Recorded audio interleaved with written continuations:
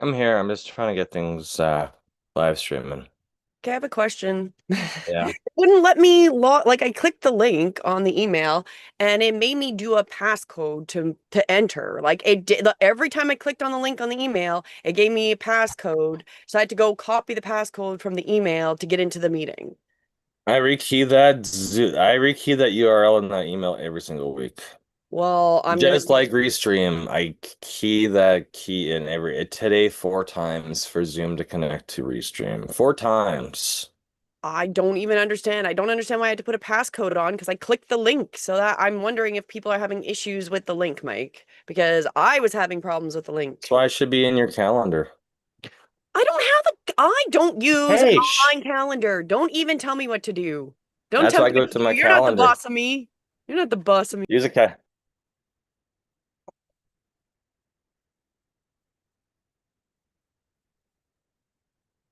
Good morning, Mr. Rittenauer. How are you doing? You're on mute. I'm doing pretty good. Where are you at this week? Atlanta, Canada.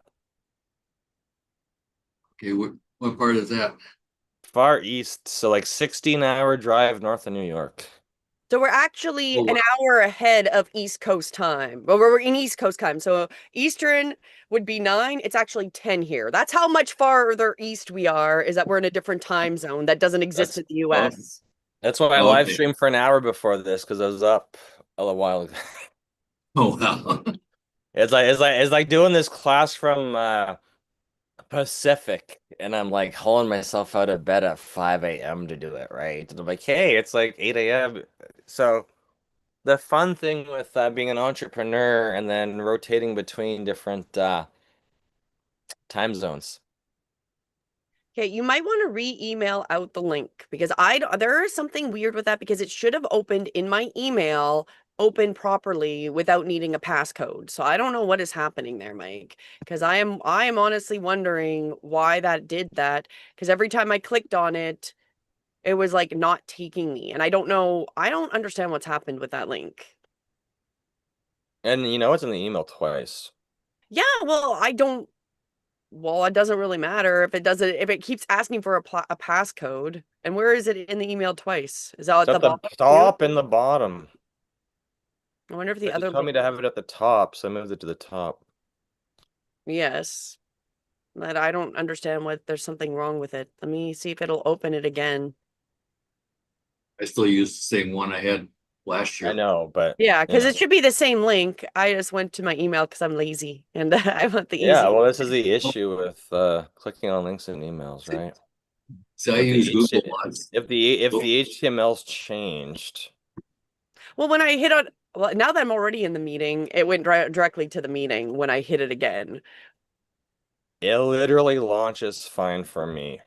Well, then what was wrong with my email? I don't know. That was the top one, says join from my browser. And then if I go click on the one at Let's the see what it's bottom of like the on my phone and see if I get the same issue with my phone and logging in. so anyway, I'll test it a couple other times. Whatever. This is why we're Yeah, because so on my phone, as soon as I click the link, it goes there and wants me to give and a then type in passcode. the passcode. Well, I have to go back to the email and copy it out of the link Hey, why are you discussing technical? because I'm saying if you want people to show up, it's got to be easy and it's got to be a one click. This is not one click. This is now I need a passcode, so I have to go back and it's not separate, so I have to go copy out of the link the actual passcode out of it to then attach. That does not make sense. I should not even do that. I'm You gonna try know to that click the link. that's like when you sign up for a Zoom call and you signed up for it, and then you get the reminder about it, and then you have to re-register to get back into it. I hate that. Okay, so the I'm gonna mute this here. The bottom link didn't do that, but the top link did. So when I click on the bottom link, it did not ask me to put in a passcode and brought me directly That's to why the it's in link. there twice. Yeah, but no one's gonna go to the bottom. Hey, can we start the class, or are you just gonna complain about tech I'm gonna issues? say you need to make sure your tech works, mister. It works. There's 2 links. And I wouldn't, could roll my eyes I'm not the more end in user that judging would complain about you. typing in a passcode. So I wish I could thanks. roll my eyes even more. Yeah, that's when you tell people to figure something out and they get stuck with the passcode. Yeah, well, you're gonna have to fix your email, or I'm gonna have to start doing your emails Well, because I've invited you to do it. You can you go haven't in and given me do your it. stuff. I don't. I'm Yeah, already doing but my own stuff. anyway. Good morning. I'm just gonna complain because I don't like that worked that way. So your biggest critic, your wife, is not happy with the And then I tech. said, just read instructions. The passcode's right there. Yeah, but that is not how Hey, it should work. Kate. Do you have anything positive to add to this? Oh well, longs are very popular. So that was the big thing that came up in the news with YouTube is that there's been a massive growth that there seems to be two different types of videos that are doing really well right now. And it's either shorts that are very popular and or extremely long videos.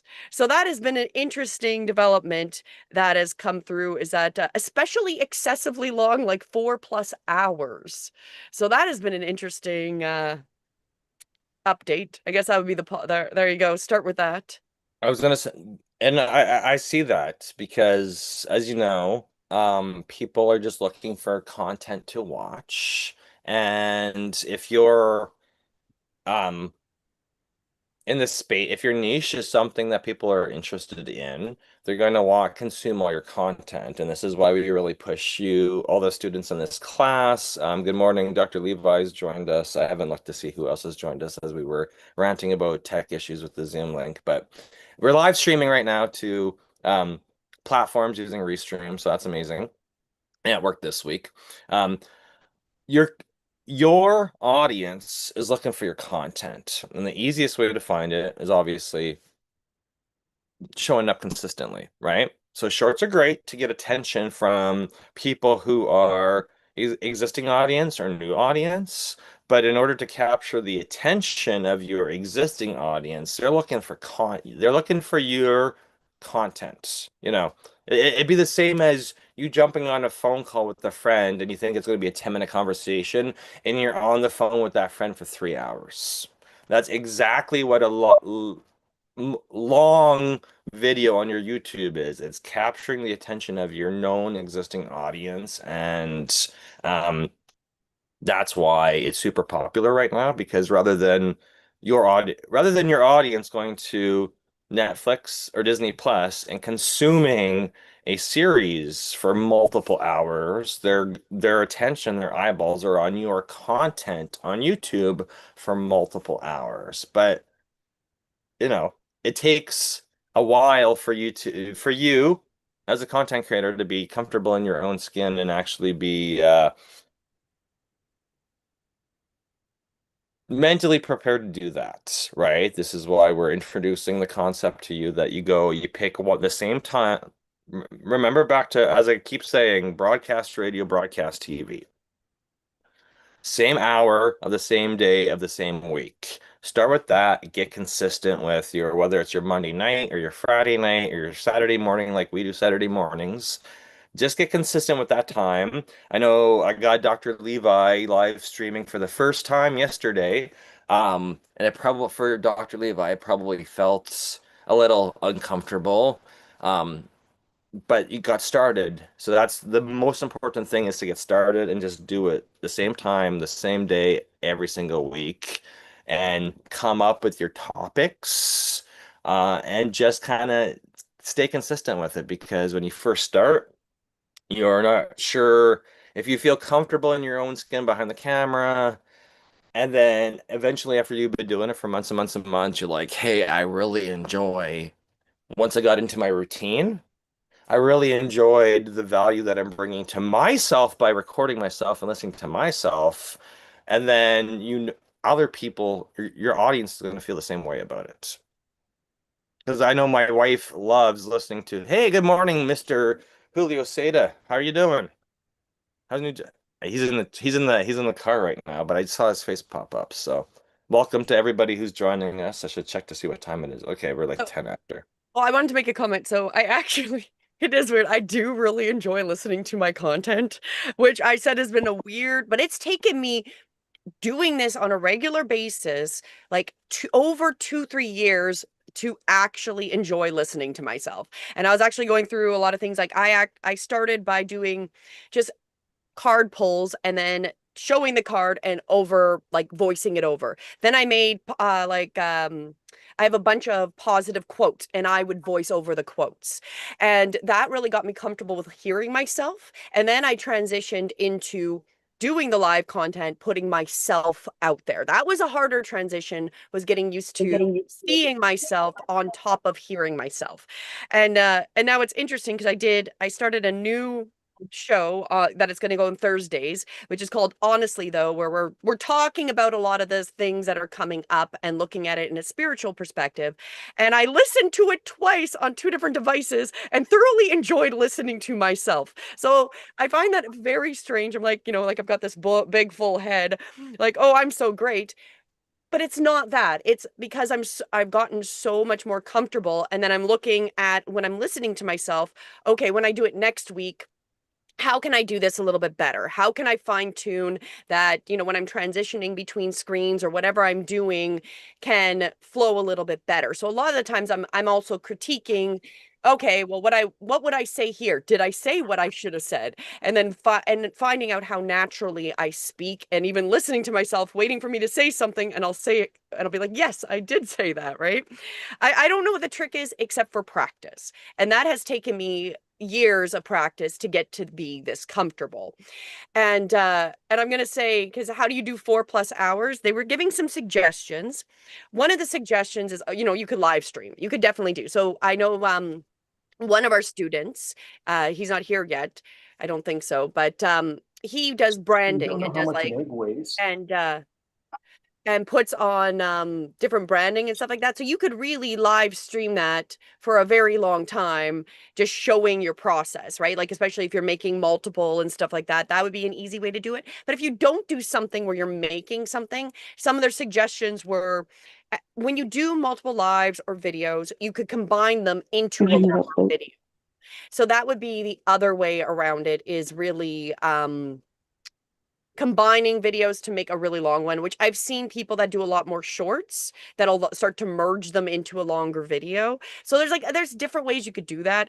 However, the longer content is a little bit more popular because the longer you're online, the more likely people will find you. And that's kind of the idea, right? The longer that you show up as live, the more possibilities for somebody to come across you talking, your content, whatever it is.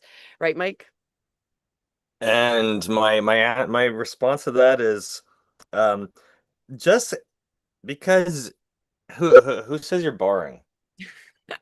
Except for you. You think you're You're the only one judging yourself. Watching people do physio, though, a lot of the time is going to be boring. Like if I did like that side. But like if I was vibe coding something, that I could go on for hours with. I know, but then everybody's going to be infuriated looking at your code, so it doesn't really matter. Yeah, I know. We vibe code. You know how many hours this week I spent yelling at all the stupid AI agents who can't vibe code properly? Yeah. Because I've got a database I have to nuke.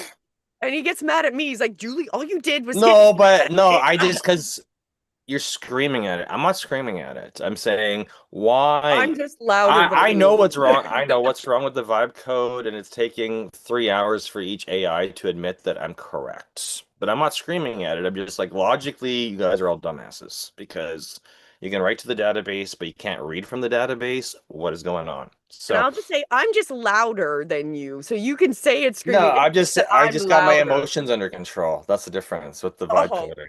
I'm giving you this. So I'm just saying, the only one who thinks you're boring is you. If you watch what the most popular, like go just as a homework thing, go find people who live stream all day long, like Snoop Dogg. You think that's exciting? 24 hours a day, he's just sitting there rolling joints, and people are watching that for hours. He's not doing anything other than making money because he is live streaming, and YouTube and Twitch and all those places are running ads. So, he just got And there's a ton of live streamers doing the exact same thing. Like, come on, like, what do you think the OF girls are doing at home? They're literally just live streaming and they're like, hey, tell me to do something and I'm gonna charge. Like, it just really, they're just sitting there all day long. So, not saying OF's the way to go. I'm just saying that a lot of the live streamers have just dedicated hours per day to live stream. And because they're showing up, staring at the camera, they have an audience. So if you can add value to your audience and say, hey, this is what, just watch, this is my pro. So if you're vibe coding or you're building websites out or whatever, like you can literally, with Restream, what we're doing is, sharing our screen and saying, hey, here's what we're doing in the back end of my day. So you're literally, you can just have your normal don't talk or talk. Some people are talkers, some people are not talkers when they're working, and they're just sharing what they're working on. So I should have done that this week when a customer called me and said, hey, 3 years ago when my website was hacked, well, it's hacked again. And I'm finally ready to choose you and move everything over. And I'm like, it may be hacked to the point of non Isn't that the recovery kicker? at this point. Because you don't have access to anything. You don't even own your own domain anymore, right? When So they it's like when they finally come back, or they don't know where anything lives. but I've that's done the sale. that. That is the sales process, right? So Yeah. it's like and but when did they call me? When did they call me, Lucretia? They called me after they saw me go live. They're like, "Hey, you were just live talking about like YouTube, and I'm kind of interested in it now. But that thing that you fixed for me 3 years ago, it's hacked again." And it's like, I didn't sell you good enough 3 years ago to take care of all your stuff because you were using a marketer who knew social media. And I'm just the guy who makes sure you don't get hacked. So now that you're fully hacked and you've lost everything, now you're ready to come back because you saw me live stream. Well, So I'm gonna add to that. What's interesting is I've been doing one live stream a week and then putting it to shorts. And then YouTube is really promoting to get more live streams because the longer content and the more you're live, the more you will grow. And what I'm definitely seeing is the people that I've seen join my regular live caught me on my second live and we're also the same people that we're starting to watch. So it's interesting because it's like this, I don't know who these people are. I just recognize their YouTube names and that they've made so you're starting to see, like I'm starting to see how I'm building an audience, right? And starting to see the same people showing up when I'm going live and see value of checking in on what my lives are. But I wouldn't get there if I wasn't doing this consistently, right? Because that's really the big key is getting as consistent as you can. And then once you do once and you get comfortable, then it gets easier and easier to add longer time or add a second live once you get comfortable doing it once a week, right? And then Levi said it was weird talking to himself. And that is true. It completely is true. that's why I offered we could jump on a live. We're waiting for Dr. Levi's brand new in the class. He joined the 8 week sprint along with some others, and we're going through the motions this week of starting the YouTubes, reactivating them, making sure that their YouTube banners look great, and getting them activated on live stream. So I invited everybody to join me on a live stream if they wanted somebody to kibitz with for their first live stream. But I'm proud he went live by himself. I watched it, so we should actually share his. I'm gonna go into the chat here and share out his YouTube channel so everybody can go and give him some love and get him some subscribers. I was doing that yesterday, but Did we you know, ever? I have a side question because I don't know if did we ever get that document posted we for did everyone? share it. We did share it in the Facebook group at one point. Okay, we should probably bring that back up and make sure it's highlighted so people can go and promote how like just following each other because all of us are building a business or building a your branding or whatever, and the best support is supporting each other going through it, right? So we can do that, and I'll make a note that we should bring that back up.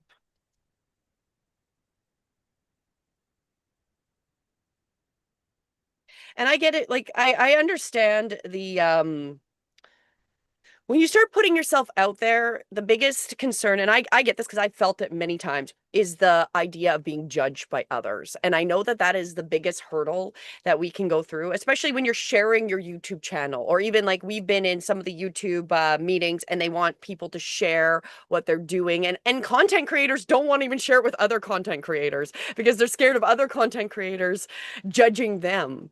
However, it's like one of those things where we're probably our biggest judger of ourselves is us. You know, no one else, as I think I mentioned this last week, no one else will notice the things that you find imperfect, right? No one else will really notice if you still, you know, like they might notice you stumbled over your words, but they're listening to what you're talking about. They're not sitting there going, oh, Julie said the wrong word and then she said the right word. And they're not sitting there thinking and, contemplating me messing up something days later. No one's thinking that in depthly about you.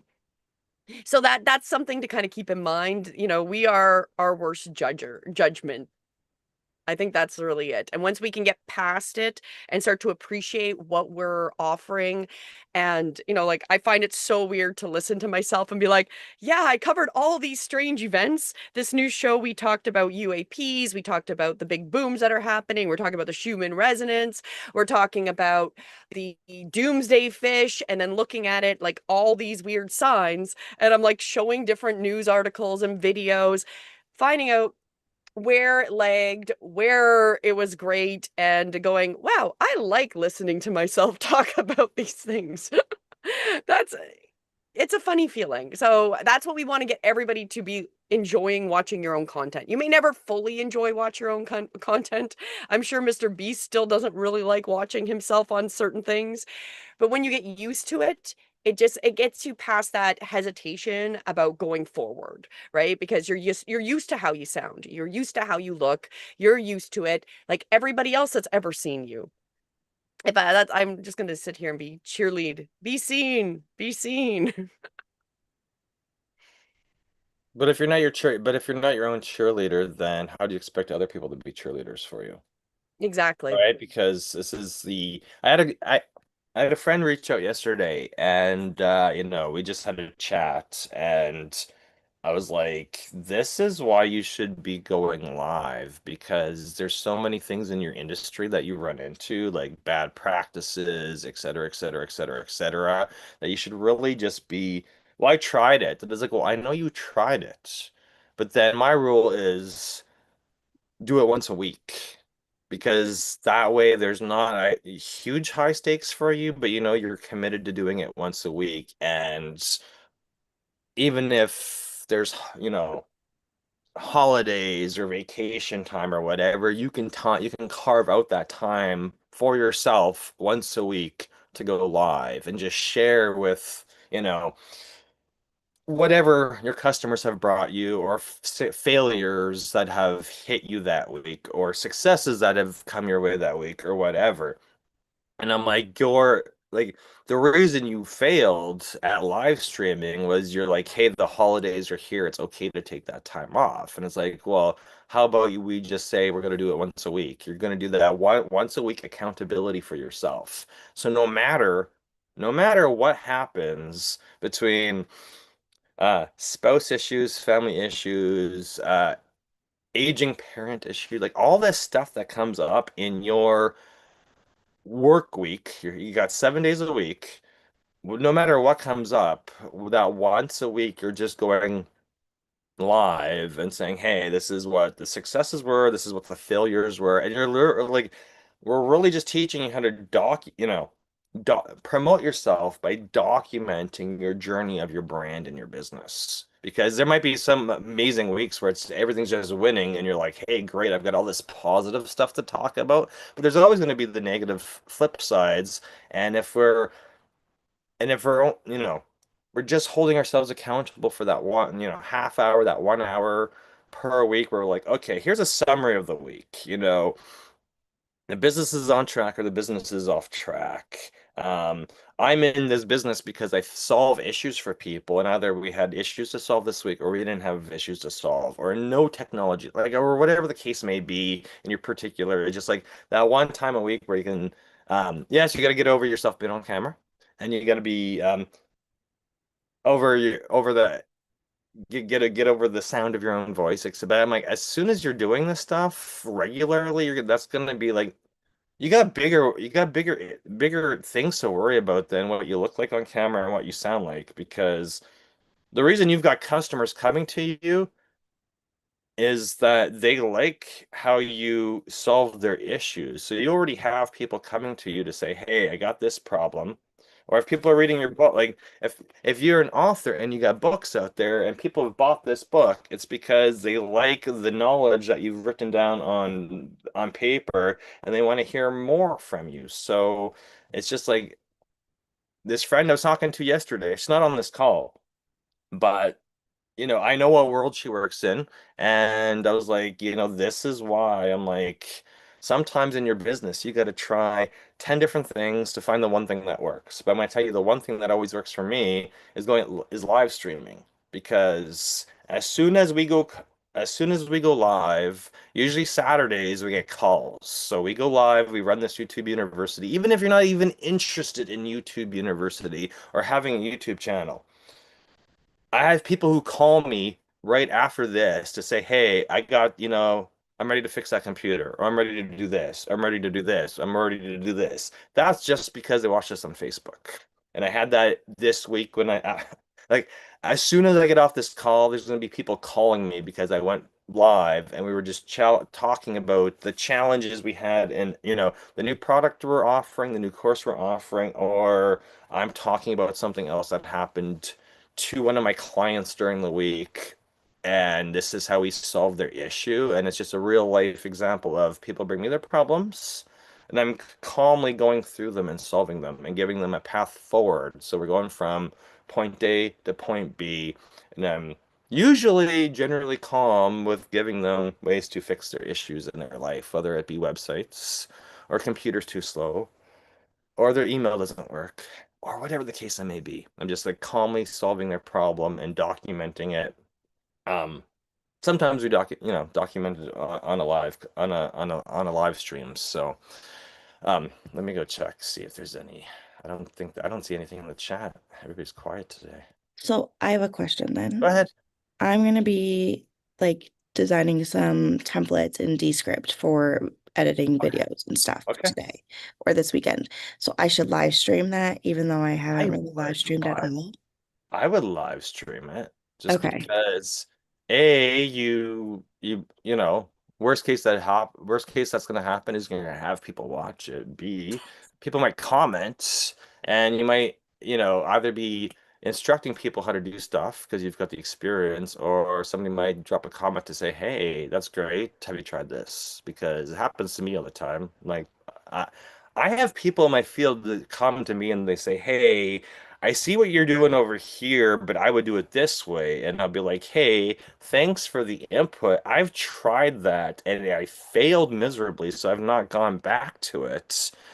And these are what the environmental variables I ran into. And they'll be like, "Oh, I never ran into that problem." Like it's just nice to compare, like document what you're doing in case you pick up some audience. And then you've got new people to kind of bounce ideas off of. I like people. I get asked this all the time by other, websites or whatever we're dealing with.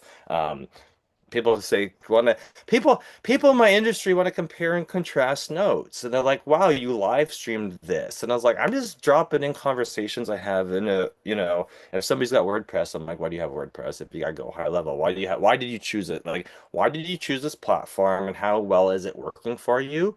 And then we can just compare notes, because some things work well for some people and some things work well for other people, and I'm like, really, we should just be Yeah. as industry professionals, we should be live streaming and sharing what we're doing. And my friend yesterday who was having a meltdown, I'm like, "Hey, call me. Let's discuss what's going on, because I know you manage some large groups and maybe there's different offers you can offer to people in your group in order to make things smoother, because just because we started a business 2 or 3 years ago in one field doesn't mean that business has to statically stay the way it is. Maybe you need to offer some other stuff to those people in order to be happier with your service offerings, but you feel stuck because you bought somebody else's business and you thought it was going to make you happy and it's not making you happy. So let's brainstorm because Yeah. Well, I thing started in websites almost 21 years ago. And oh then I started coding HTML in like 98. So I was 2005, but I was okay. born in 1990, so I would have been 8 years old in 98. Okay. Well, I'm 82 baby, so I'm a little just a little but I was just I saying, we graduated university in 2003. I started with We had our programming and our C++ and our C I sharp. don't want to date myself, but I was teaching in like grade 11, grade 12. I was teaching website classes to my own peers in high school in like 98, 99 with like Angel Fire and AOL.com. Like there's all these website builders you could use, but you had to Yeah. write pure HTML. So that's what I taught everybody to do. And then it was like, all we went from there. So when I look at pure HTML, I can read it. Okay, As I have to share the story about how I actually really noticed Mike because we went to high school together and we both moved to the same town in grade 9 and I was mean to him in grade 9. So so we of weren't course. actually friends because of course I was mean to him.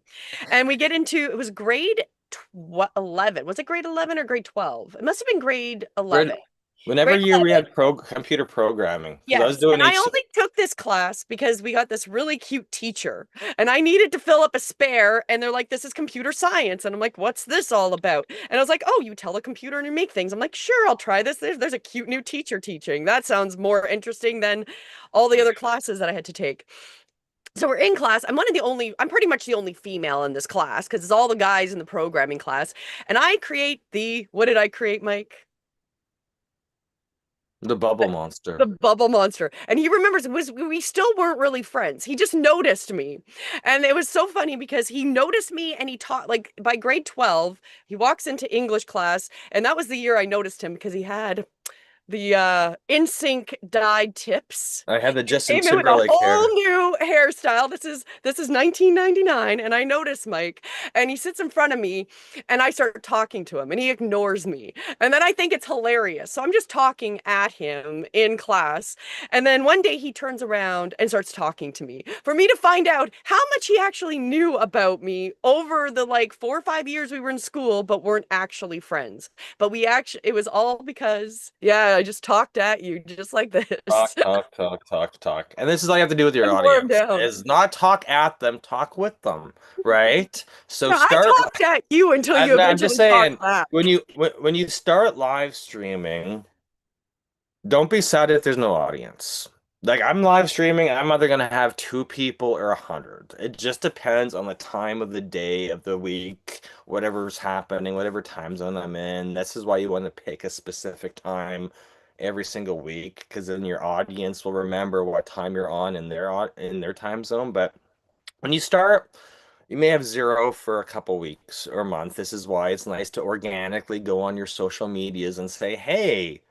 It's nice to use Restream also what we're using right now. We're on Zoom, but I'm literally using Restream to connect Zoom to multiple, like 5 different platforms. It's nice to show up everywhere at the same time, but also organically tell your audience, say, hey, I'm going to start live streaming at this time. Like jump in, ask questions, etc. Because Restream will take the chats from Facebook, LinkedIn, all the other platforms, and put them on your Restream.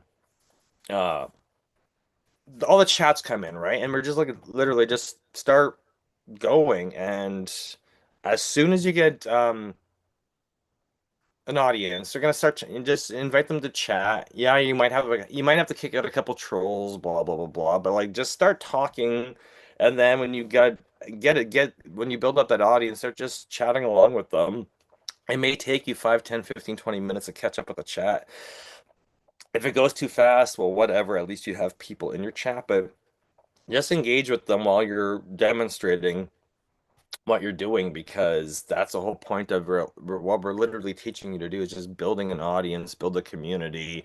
Topics may change, but everybody always needs somebody to air something to. Like my friend yesterday is like, I'm ready to quit. And I'm like, don't quit. We just have to change the business model because it worked well. And now people are looking for something different. So you either have to add different services to your business model or sell it. If you're no longer engaged and happy doing it, sell it. But I'm like, maybe they need more service offerings. And maybe you have to find somebody else to come into your business and offer all those other service offerings that your clients are looking for. But you don't have to do it. I've been running a business for 21 years and our product offerings are always changing. Right? Because when I got started in cybersecurity, I wasn't teaching YouTube, right? The YouTube's kind of naturally come in because I'm like, we can help people with the building their YouTube, getting the audience, monetizing their YouTube, and then I know you're gonna have tech issues eventually, and you're gonna be asking me, hey, I need a new website. Hey, my email list sucks. Hey, my computers are too slow. Hey, I need more tech help, Mike. No problem. I got you covered because I've been doing this for 21 years. It's just the YouTube coaching has just kind of evolved into our offering stack. What I started out doing 20 years ago was purely new computer setups and websites. And then it was like the first 10 years of my life, everybody had a virus infected computer. We don't really live in that time period anymore because Mac and Windows are way better at dealing with They don't have to be viruses. viruses. They're just spying on you now. That's going to be my No, whole next but week's conversation yeah, on, honestly, though. that doesn't matter. People have different tech issues now than they had Yes. 15 years ago. So I just evolve my consulting to deal with what you're dealing with today. So in 5, 10 years ago, I just have to mentally know that my clients are looking for something different from me than what I used to do, but something might still come up. I might still get an infected computer, and then or it's just your antivirus that's the infection. Like Mr. Rittenauer in our class today, he had that. The first thing I did with when he was having issues with his e-commerce website, I'm like, I think your problem is actually your antivirus protection on your computer. And then we solved it. And then he understands now that sometimes the protection you're using on your computer is actually bad. I also had a client this week that had that. She's like, hey, I can't print. And I'm like, at what point did I tell you to install McAfee antivirus on your computer? I never told you. And as soon as we removed it, her printers went back to functioning order. So, I'm like, hey, something I was doing like 15 years ago every single day for 12 hours a day is like I'm dealing with that again this week. It's weird. So um anyway, Sarah had a couple questions. sure, go ahead. So she was asking about like if you tell them ahead of time what you're going to talk about and what daytime works the best for your audience, and then yeah, now people need AI help, and I do agree on that. And I think there's like a bunch of different ways you can think about how you want to set up and if you want to tell them. What do you think, Mike? About daytime, week, like So, daytime or work week or I can give evening? you more context. So like my audience, I'm talking primarily, like I'm doing a lot right now talking about like Claude Cowork and how to use it, like not if you're like a superhuman being, really, really high level user, but like if you're I'm not trying to using figure out how to AI. get it to talk to my social media. I'm in Claude every day and I'm just trying to Yep. figure out how to get it to talk to all my social medias. So So like last weekend, I set it up to create all my Instagram reels or carousels, like okay. everything completely branded to me. I don't have to do anything. I give it like an article or something and it's like, phew, and it just makes it. But that is so high level and such a complex thing that most people are like, the average user, which is my audience, can't even fathom that Well, that I could build that inside. So like I'm talking about people who are like, I don't understand the difference between Claude in the desktop and Claude in the browser. That's where my audience is, but majority of them are business people. So I'm thinking my gut, I point to my head and I say my gut. My instinct is to do it weekdays during business hours because that's when they're working and they want to learn.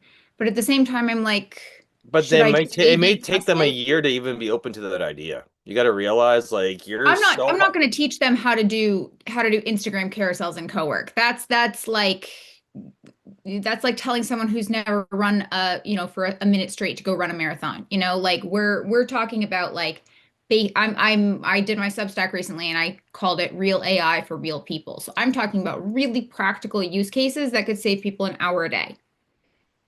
Okay. Well, But one for thing I people want who to don't mention, know how to use AI correctly and who keep saying, well, I tried ChatGPT and it gave me a bunch of junk. And I'm like, it's because you're not using it right. So let me No, help you use it right. And then we'll build on those skills, like one thing at a time. well, one thing I would point out about when you're doing whether you're doing lives or you're just going to repost whatever your videos are, is Mhm. once it's there and you've got followers, they're going to be notified. So whether they join you when it's live, that's when you're going to get a lot of new people because YouTube will push it and have it say live. So that's when people will be scanning, but it's always up there, right? So you can even have somebody that might reach out, let's say on social media, and be like, what do you think about this? And then you can send them the link to that video you made, right? Where you were talking about it. So you can, once it's there and they're looking for it, as long as you get it like tagged right, you have a good description in it, they will be able to find That's it. what that's literally all I do all day long is when somebody's like, "Hey, I got a question about this." I'm like, I whip up a YouTube video, I throw it up on my YouTube, I send them the link, and then I said, "Hey, this is kind of like overview, do it yourself instructions. If you want to book a call where I step you through this, then I just send them the link to pay for consulting call. So I send them a YouTube URL link so they can go watch because I've either made a video for them I've already made a video about it, or it's not that challenging for me to jump on a Loom and And you walk just through. publish that live. I Like you publish publish, it live on YouTube. I send them the link and I'm but like, not unlisted, I mean. Like it's a full, like anyone could well, it see doesn't it. matter if It's it's not like, listed or unlisted because most of my stuff I don't think I really have anything private unless it's videos in my that are linked to my um paid courses on my app. So usually I'm literally just sharing links on YouTube. I send them to people because yeah, so I mean literally I go record in it like a just kind of like a 10,000 foot overview to say, hey, this is what you like, this is how to strike like whatever. It's not that yeah. challenging to jump onto your computer and record a 5 minute Loom or whatever. You can do it with Wondershare. You can do Yeah. a screen recording with your face using a bunch of different software. Quick record that, upload it to YouTube, grab the link. I don't give them too much detail. I'll be like, here is overview of what you should be doing or how to Yeah. The fix what, it. not the how. And then I'm like, if you want, I literally just built a vibe coding app where I can literally put my proposal in and it's locked behind a paywall. So it's like I send them an instructional video on YouTube, and if they can't follow through that because they want me to do it for them, then I just send them the link to my Claude proposal I whipped up in 5 minutes and is behind a paywall. And I'm like, here's the do-it-yourself option done for you. You're done, do it yourself. And more instructions, step-by-step instructions. Or if you want me to do it for you, here's the full price. I'm like literally just giving them a step-by-step video. And then if they need more help, then it's like, okay, here, just book a consulting call. And if you think about it, I want to point out one good thing about responding to people with emails or reaching out on social media with a video is that people are going to be much more likely to watch a video than read everything, And especially guess what? And guess what? if you type out a long novel, right? If you're making a video for them and addressing their name on that video, they know it's for them. They may watch that video 100 times until they give up and say, I'm just gonna pay you to help me with this. But in the meantime, you sent them a 5 or 10 minute instructional video that's on your YouTube. They've watched it 100 times. How many watch hours have you got from them watching that? This is how a lot of consultants have achieved YouTube monetization, as they just record, whether it's list public or unlisted, they've literally just recorded their videos, put them up on YouTube, and shared those links off with people. Even if it's a playlist, even if you said, okay, it's a little bit complicated, I'm going to send you like a batch of 5 videos. They'll throw those 5 videos in a playlist, send them the playlist link. It's like step 1. Video 1, video 2, video 3, video 4. If you still can't figure it out, go book me for a private call. It's start at 500, a grand, whatever. I charge $500 just for do-it-yourself instructions, and then it goes up from there because, I'm And that's how you always make your time more efficient because usually you'll have more than one person that'll have the same. exactly. What Yeah. happens is when you become the authority in your space, people are going to be sharing that video. They're like, "Oh, look, here is a high level of how to do it." Now, most people who are asking you for help, they're going to have environmental variables that are stopping them. So it might be there's something wrong with their computer or their domain or their go high. There's going to be something else that's stopping them from even completing those instructions. And that's where you, as the authority in your space, or have to come in to say, hey, it all looks good, but the reason, like I had a client this week and they're like, hey, Mike, we had a social media company come in and connect all of our social medias, but we still can't post from Canva to Instagram. And I'm like, it's a permissions issue.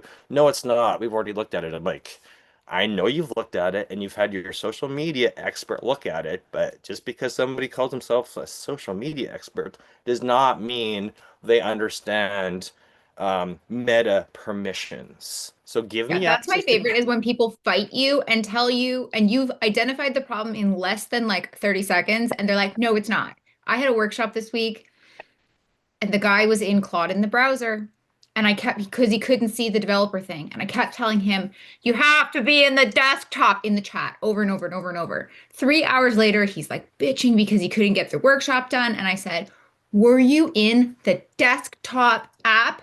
There's no developers in the browser. And he goes, oh, and I was like, it, was it, Sarah, like, it was that this week, and they're like, they have permissions. I'm like, they don't have permissions. Well, we went and gave them permissions. I'm like, just because you gave somebody Facebook and Instagram, I'm like, let's go look, it's not and the same. And we're gonna go it's through it, and we look. They're like, yeah. they have permissions. I'm like, they have restricted permissions. They don't have proper permission. I'm like, as soon as we clicked another button, they're like, I just paid that person a lot of money. I'm like, I understand you paid somebody a lot of money to do something. However, if they're not fully versed in that, they're going to be Yeah. missing environmental variables. And that's where I come in because I'll save you a lot of headache because I've been there, done that for decades.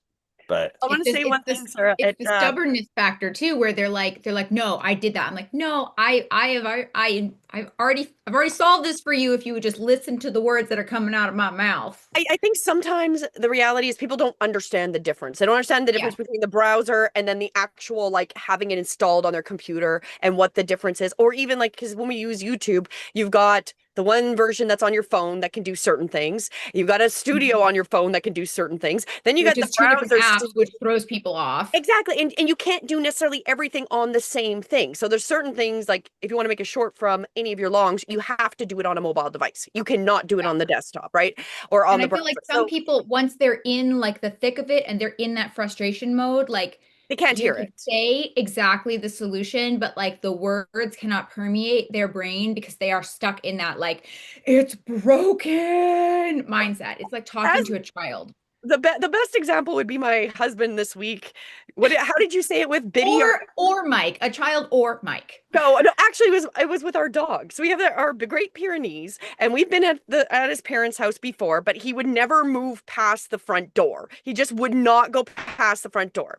So what did you say? You breaking what were you breaking his normal routine and brought him in through the back door. It's a pattern interrupt. Yes, a pattern interrupt and brought him in through the back door. So we've actually got him to get all the way into the middle of the kitchen. Still won't walk very far, but we've traumatized this Pyrenees. So it's a pattern interrupt would be probably the best way when you get into those struggles is maybe trying different terms because they're not hearing or understanding, even though you're using the correct terms. And I know Mike explained to me when I was talking or I was complaining about a back end situation that happened with our our app developer. And Mike's like, you have to use the terms they use. You're not using the right terms. I'm like, I think it's obvious. But Mike's like, no, I'm going to go and use the terms that they use. And then they understood what the problem was, right? So sometimes it's just the words we're using, even if they are correct or you think it's clear, it's not I'm necessarily. like, you understand that you, the end user, are probably more intelligent than customer service at a vibe coding company. Like Yeah, you, but I'm Well, I not think using the you right know terms. more than what the virtual assistant who is responding to support tickets I think is it comes doing. back to knowing your ideal audience and like what words they're using and what words, I Exactly. could say So in the browser or in the desktop, but they may not ever call Chrome a browser. So they're like, what Exactly. are you talking about? Like, what even am I even in Chrome? And then that's the disconnect. And like, the, they don't the, know how to the, this explain will it. this is like activating live streaming on YouTube. Most people say, "Hey, I can't live stream because I don't have 50 subs." And I'm like, "You can live stream with 0 subs, but you have to use the Chrome browser on a computer. You can't use your phone. YouTube will not let you live stream from this device unless you have 50 subs." But the backdoor way is to go use Restream that we're using right now or Mhm. Chrome because you're able to activate it at 0 subs. Well, how did you learn that? I'm like, I've been a YouTuber for a long time and I've run into this frustration where people they've started their YouTube and they're just posting and posting and posting and they're like, it's not working. And I'm like, YouTube is an algorithm. Doing one thing is not going to activate it. You have to make it look nice. You need to do a live, learn to do shorts. You got to like kind of like poke it a bunch of different times weekly for it to start working for you. And then you'll learn that YouTube will actually be your best sales rep because it will outrank your website. You may have your website full of SEO code. You may be paying somebody to do top SEO on your website. Your YouTube will outrank your website because YouTube will simply have more high authority backlinks on your website because that's what YouTube's designed for. But if you don't know how to activate it, it's never going to work for you. And this is what we're teaching you in this class. It's like there's so many ways. There's so many. It's like anything. There's so many ways to activate something or use something appropriately. But if you're not trained by somebody who's doing it every single week, you're not really going to make it that far, with it. So I Well, appreciate we the spent feedback. hours and hours learning what we've been learning over these last few And years. what we've like, Work, what didn't work, what we had issues with, workarounds that make it easier to do things. Like there's things my husband was talking to some of the YouTube execs about, like he's mentioned, that they didn't even know they could that oh, YouTube employees, Google employees don't even know how YouTube works because they're literally just a person in a box at the YouTube office, right? So they're like, hey, we're going to be your account manager and give you suggestions. They're not business owners. They're not content creators. Most of them don't have the YouTube channels. They're just told, hey, here's what you should suggest to your.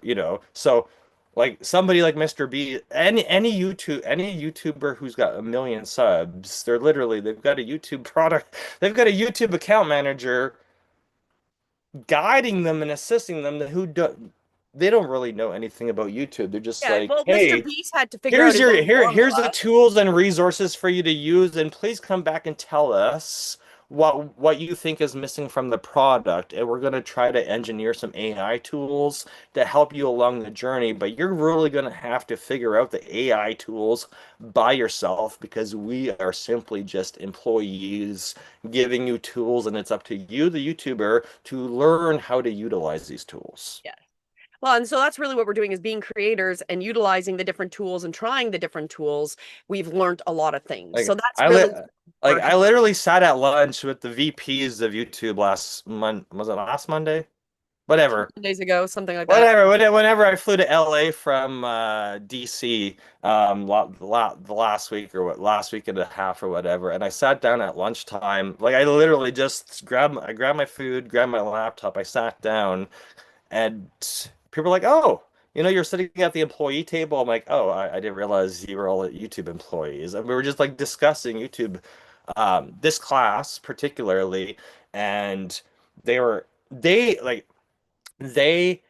know that you can do live stream and horizontal live streaming for YouTube, but the way YouTube teaches it is for you to use your desktop browser and a phone and merge the two feeds. And I'm like, that is super complicated. We're just using Restream. They're like, what's Restream? I'm like, it's a broadcast software that you guys recommended us to use a couple months ago. And in this Restream software, I can literally do live and horizontal streams at the same time. They're like, can you show us? They had no idea it was possible because they think it's still beta. And I'm like, no, it's not beta. It's like live. We've been using it for months. And they're like, what else are you teaching your students in YouTube University? I'm like, wait. I'm like, I've developed this whole checklist.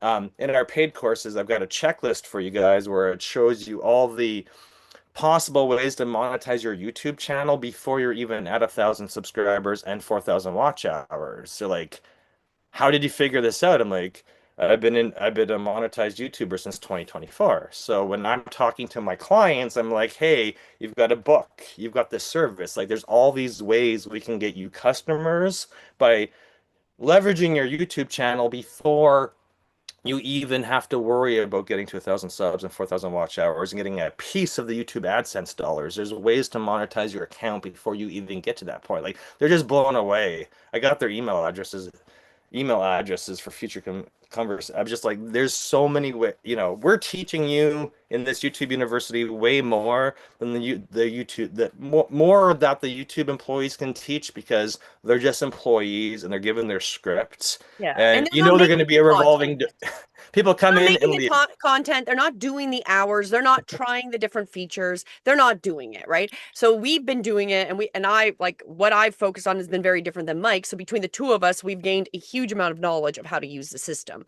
But there was a couple things. Now I know that Sarah had mentioned about the unlisted videos. Do they count towards monetization? And I believe it's all the view hours that do, because once you're unlisted, you can still have, once you're monetized and you have unlisted, it can still give you like if you're running ads on it and you are allowing it, you will still get credits for that. To get monetized, Oh. I believe it does count because it's just based on how many hours you get of your viewing. The only ones that wouldn't count towards monetization are any videos that you've got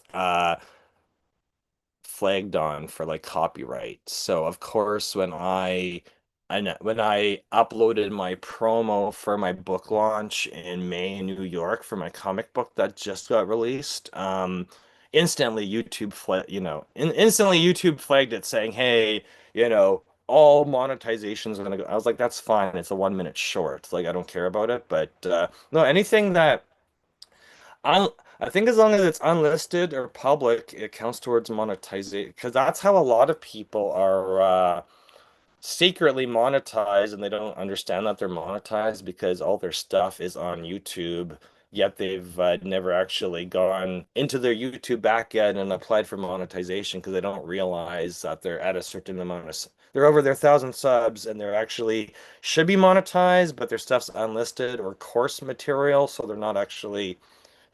I run into that a lot with some YouTubers where I'm like, hey, you should actually like be getting paid for this YouTube channel, and they have no idea because they've never been focused on using YouTube as a platform to achieve. Well, yeah, because they've got their course content and they're getting a huge amount of views. It's unlisted or whatever, and they're sharing it with whoever. Well, they're getting the views and they're getting the hours. They just don't even realize that because it is unlisted, right? Roxy was asking about how to get followers, and I'm gonna Go it's live. Shorts go and live, live. show up regularly, and ask for them to subscribe. And I'm going to see what I've been testing recently. So when I was doing shorter videos and I would do like an inspirational quote, and at the end I would be like, subscribe for more, I was consistently getting subs. So now I've re-added doing my shorts that I'm taking from my lives, and I've been adding at the end, like just because when I do my little shorts, I can put little comments, and I've just been putting in subscribe for more or giving them like a call call to action, which you can also voice over. It's constantly when you're doing your lives, reminding them to subscribe if they're interested. You know, it's you are becoming your own advertising, right? So it's also part of what I'm getting better and better. Not that I necessarily have everything scripted, but I kind of have an idea of what I'm going to talk about, is making notes like partway through to remind people to like, subscribe, share, whatever you want them to do. Or if you're selling a product like a book, or you want them to check out your coming meetings or whatever you're doing, giving them those call to actions as you're live, as you're making your video. That is how it's reminding the people, because if they're sitting there and they're like, oh yeah, I am not subscribed, I should subscribe. And when I do that, I will see subscribers go up. I actually hadn't been doing that for a while, and I was like, why are my subs just like, I've been stuck here for a while? And then I restarted implementing what I was doing on the shorts, and then, oh, I'm getting another sub like every day when people are watching, because it's reminding them. We have to remind people to follow us. It's an interesting thing, but you have to keep reminding people, follow me so you know when I'm online again, or subscribe, right? And telling them what you want them to do. Do you have any other suggestions on that, Mike? No, not at all.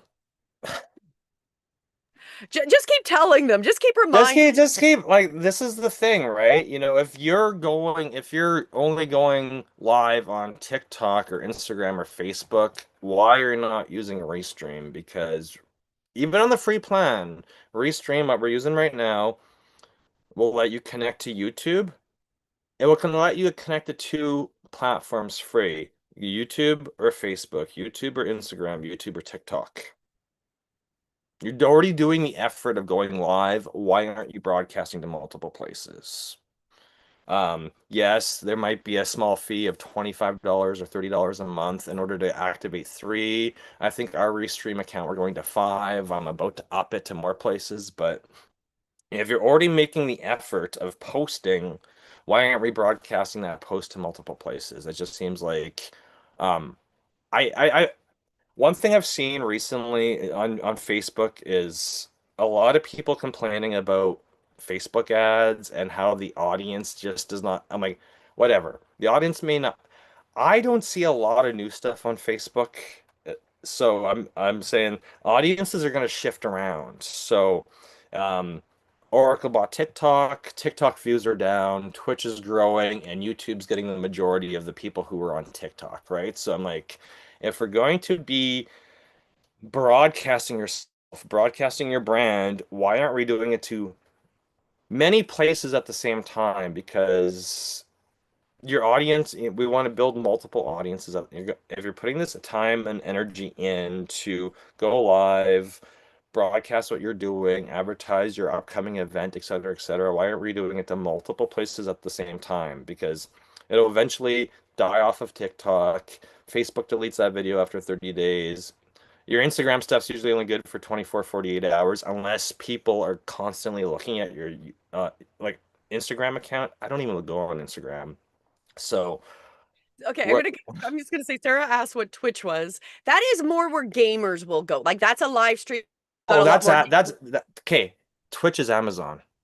Okay. So there's a whole bunch, like there's Rumble, and then, you've come across Substack, which I think is kind of funny because I've been on Substack for a while, but I hadn't really been. The reason I bring that up is because TikTok, #1 live streamers on TikTok are gamers. Yes. So okay, what's great. happened That's not is my people. My people can't determine between a browser and a desktop. So like, no, they are I know. not I'm on just Discord, probably don't they're even not on on Twitch at this I point. just know that a lot of females I know that I've met, they're like, oh, I do really good on TikTok. And I'm like, so why aren't you repurposing that stuff over to YouTube? Well, I don't know how. And I'm like, I'm like, it's super simple to live stream to YouTube and TikTok at the same time.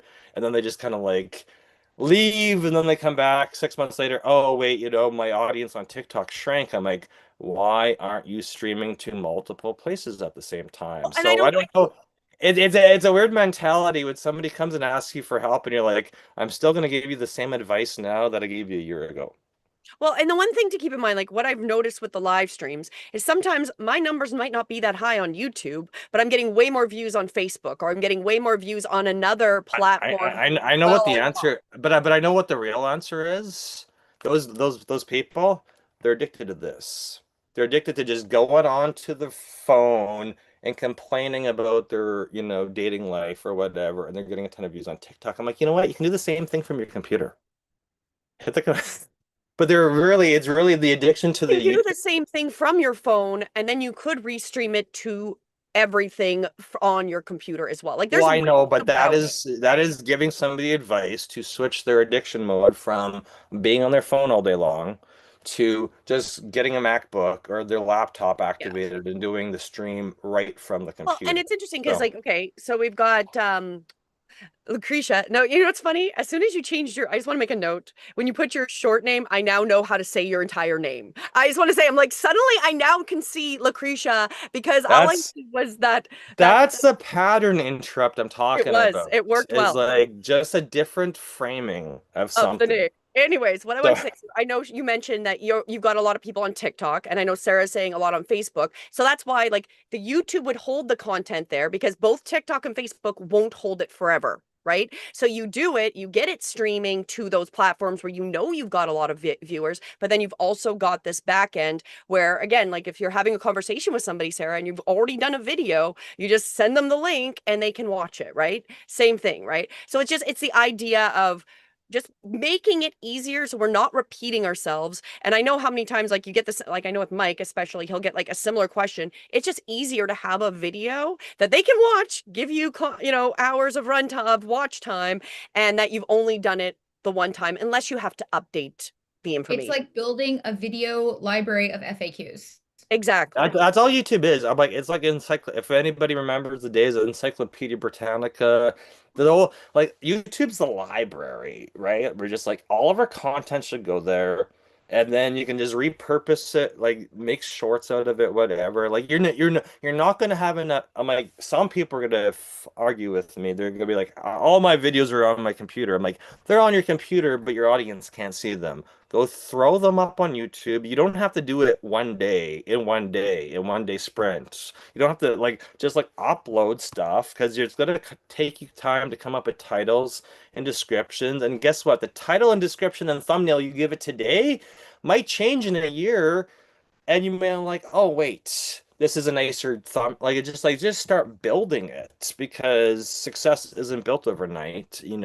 We might be at the 100 or 500 subs or 900 subs, and then week after week, come into this class, just drop in, ask questions. If you need help with a title or a description or a thumbnail, I was making YouTube banners yesterday for a bunch of different people because I'm just like, it's good, but we need to make sure it's high impact, high visual, and readable on phone and 100-inch TV screen. So let me just tweak it a little bit here in Claude for you, and make sure it's just wow factor. Everybody who comes to your YouTube channel is now going to have a wow factor, that the banner looks amazing, your links are there, and we're just going to slowly, over the course of the rest of your future, build out all these videos. And it's also adding that credibility, right? Because when it's set up nice and they go to you, they're knowing you're serious because you look credible. You've got your everything there. You've got it looking nice, and you start posting on a regular basis. It does give you that authority and credibility. And one thing yesterday, I actually started going, what was recommended in my own YouTube from my own content was some of my older videos. And I started to realize, like we talked about with that evergreen, there's videos I did 2 years ago that now have thousands of views, that back when I posted it maybe had like 50, and have slowly over the last 2 years have popped up and people have viewed. So there's ones where I'm like, oh, I didn't know I suddenly had this many views on this video. I didn't even know people were still watching it. So that is also the power of having it in one place that people can, and the more you have, the more YouTube's like, it is a content machine. The fact that it replaces Netflix and Disney Plus for more viewers than both of them combined, it will push your content, especially if you've got a lot of content and people start searching it, your stuff will show up. And you never know what, because I've even had other YouTubers that I follow that go, this I made 3 years ago and it's now in my trending videos, right? Because suddenly it became more relevant to whatever people are looking for. Can I ask a quick question? Yeah, Roxy, go ahead. Okay, quick. So instead of me starting a whole other channel, I have like an embracing wellness lifestyle channel that I'm starting to build content in. I need to probably get more subscribers because I don't think I have enough subscribers yet. Is that a sub? Yeah. Subs Okay, just to start cool. with your subscribers. Okay, and so should I do another one for embracing disability, or should I just build Just everything leave on one. the one? Just leave one YouTube. Just leave it at one YouTube channel until you've learned how to attract subscribers and build out the content. Because I don't want your Okay. time split between too many different things. Because Okay. a lot of people don't know that. Like we can, if you're going to have different topics or whatever, just organize them into playlists, and you can really Oh. customize it. You can customize, like a lot of people don't know this. You can customize the look at your YouTube. You can go into the dashboard and turn off like and just have playlists as like a lot of people don't understand that you can go into the back end of the YouTube dashboard and customize what is presented to people. Like if you don't have shorts, turn off the shorts tab. If you don't have longs, turn that off. If like it just you can really customize the look of it, but unless you have somebody holding your hand going through the process of making it look visually attractive, you wouldn't have any idea the level of customization you can do on YouTube because So, nobody. so I know you and I were working on at some point my shopping thing, but should I just go in there and just start working on the bags? The thing with the shopping is we gotta have because you're not at 1,000 subs, you can't link Shopify or YouTube's own. I think it's 500 now Okay, for YouTube, but you can't link Shopify or YouTube's own store to your videos until you're at 500 subs. But in that's your okay. case, I'll just start in getting your case, myself all out we there. need is videos of each of your products Okay, uploaded as a short, and then just a link to your store. I'll And do Right? it. you also have the ability when we're setting up, because this is also what Sarah brought up, is that she thinks she needs an audit of her YouTube, because that's what we're doing with all the students as well. That's And over. Well, we put that's what that we're in your doing description box. in our 8 week So sprint. In our 8 week sprint, that course is we're literally walking like doing an audit of everything and saying, "Hey, yes. let's walk through." The in-person class is similar, but it's shorter because we're in person for one day. That's what we just announced it in New York in May, and we're bringing it to Roxy in Boston in June, and we should host one in Sarah's area in like June, July, because we'll be back down in the US. But like the in-person YouTube workshop is really a in classroom experience where we're auditing YouTube channels and saying, hey, this is what it looks like, and this is what we like. It's live in the classroom, 8 hours. We're gonna go through redesigning it and making sure we have a videographer there, so you get one or two videos recorded in that class. The 8 week sprint that we started this week, it's Monday and Thursdays, and we're auditing your existing channel to say, okay, let's here's what the banner should look like, here's what your description should look like, put all your links in there, and let's build this out. And here's how we're going to use the YouTube app to make shorts out of your longs, and what type of client experience do you want your YouTube audience to have, because it's the same as literally your YouTube should be similar to how you're onboarding clients in real life. So somebody reaches out to you for advice, and how does that process go? Do you have a Zoom call with them? Is there a questionnaire that they're filling out? Like step by step, how somebody new comes to you, how do you approach them and how do you convert them into a raving client? That process should be in the process you're doing in person or virtual over Zoom should be demonstrated through your YouTube channel, because then your customer knows exactly what to expect from your onboarding process being dealt with. That's if you're a service provider. Yeah. If you're an Well, author and you're selling books, it's a different process. well, and it's a different experience depending on that's what we're helping every person with. Depending on what you're doing, what you're promoting, what you want to go with your content, we're customizing it. And just so you know, Sarah, we are adapting the classes for each person. So we're contacting, because it's a small group right now, to make sure that the time works to get everybody to show up at the best times on those days. And if not, we will do one-on-ones, which Mike has been doing as well, following up. We've already been doing that because some people have no YouTube channel, and other people have one that's been sitting there for 3, 4 years with 20 subs. So everybody's different because some are service providers, some are doctors, some it's a custom service, some it's their authors. So everybody, some are speakers from stage. So everybody's coming at me with a different set of tools, and I'm like, okay, well, how are we going to find time in your week that you can dedicate to actually building this out? Because we may have to audit the time because I know people got kids, people are married, people got church, they got all this Well, they're stuff, all working businesses, right? right? Right. So, And So like Sarah I did just make a comment. Sorry. I put in here, I said my like looking at my next, because it's an 8-week, looking at my next 8 weeks, I don't want to overcommit myself and then not follow through, which is like a classic Sarah move. So I'm wondering if April 6th puts us through like April and May, and like the next 2 months are absolutely like bananas. So when is the next time that you do the 8 weeks? well, the current 8 weeks ends at the end of May. Yeah, And so we'll be then promoting the next one to start because we'll have been doing our in-person events. We'll be starting it right around there, and we'll be promoting the next one. the in-person events really are really to kick off more students to come and get into the 8 week to 2 month thing, because I need to get you into the mindset where at the end of the 8 weeks, you know how to make 30 pieces of content Yeah. from going live or from recording long. 'Cause some people are gonna say, "Hey, I can do lives, but I'm so OCD that all my content's gonna be overproduced and edited and called that." I'm like, "That's great, but we need to get that workflow built out to a point where it's sustainable, because I don't want you to do 8 weeks and be good for 2 months by yourself and then fall off the face of the earth. Because as soon as you go through 8 weeks with me,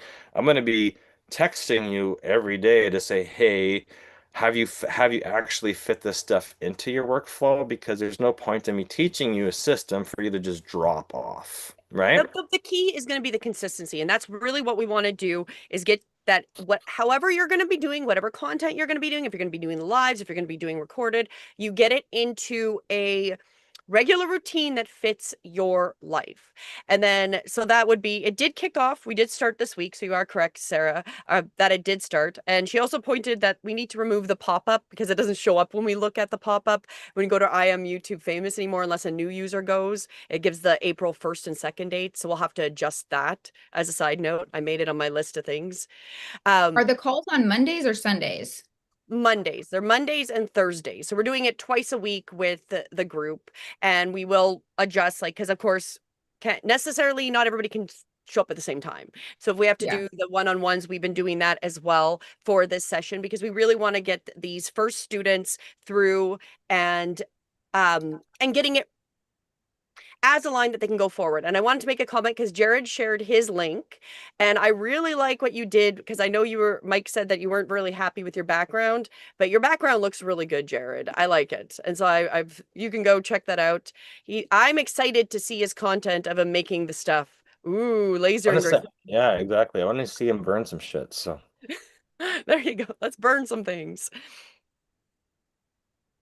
And I can talk with you guys offline about my questions, just because like I said, I have the next 8 weeks are like, we'll be lucky if I'm still alive at the end of the next 8 weeks. So part of me thinking like, it would be better to do it in like June, July, when I have like the ability to like make this higher on the priority list. It's gonna be revolving, because I know for some people I'm gonna talk to them about this for 5 years, and it'll be year 6 that they're ready to do it because they've exhausted all their other options and they're still not making content, but they're doing random Facebook posts. And it's like, why are we doing random Facebook posts in 2030? Why are we making content? Why aren't we rather than chasing people, we want to attract people, and you're going to be attracting people by going live once a week and saying, hey, this is who I am, this is what I'm doing, and interact. Because this is what, literally, I'm just taking what I'm doing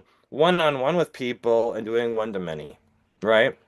And I may not command enough people on a webinar, so I'm going to just do my webinar live and have I want to show this because I am really impressed, Jared, because I know you had nothing up on this page until this week, and you can tell how important laser engraving is. He already has 2.8 thousand, like Holy cow. 2,800 views on that Told first him. video.